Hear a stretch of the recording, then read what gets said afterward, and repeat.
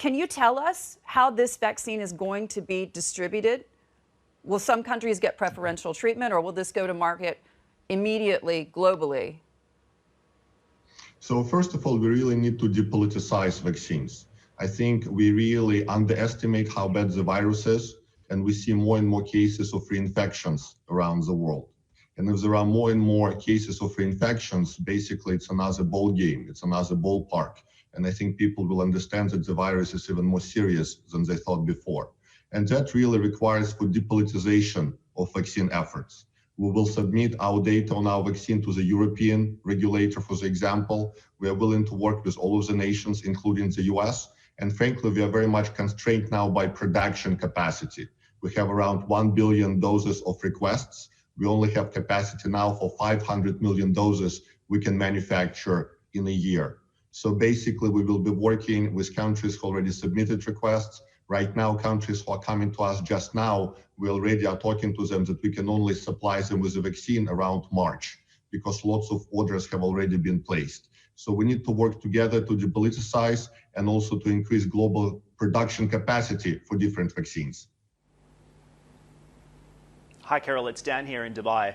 To Hadley's point earlier, though, you have to point out that the general public still doesn't know whether the Russian vaccine is safe or if it works. So why should the public trust the safety and efficacy of the Russian vaccine candidate? And what do you make of criticism that would suggest that perhaps Russia hasn't been transparent enough with some of the findings of the trials throughout the process of this vaccine development? Well, obviously, we wouldn't be doing clinical trials in UAE and other nations if we didn't believe that the vaccine is safe and efficient.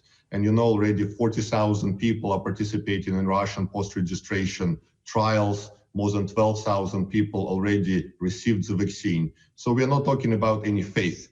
We are talking about statistics. We are talking about data. We are talking about the Lancet article. We are talking about full transparency on our data. And by the way, one of the CROs we have advising on the trial in Russia is a US CRO. So again, we are completely transparent and open. There is very negative narrative in some of the Western nations.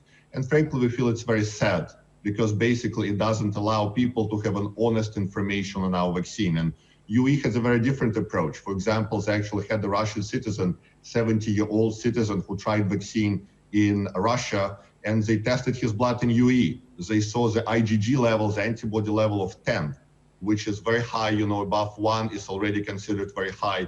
Typical person very sick with COVID just gets 6. So we all need to be very practical and stop this rhetoric of trying to paint each other's vaccines black. It's very unhealthy, it's very unethical, and very unproductive.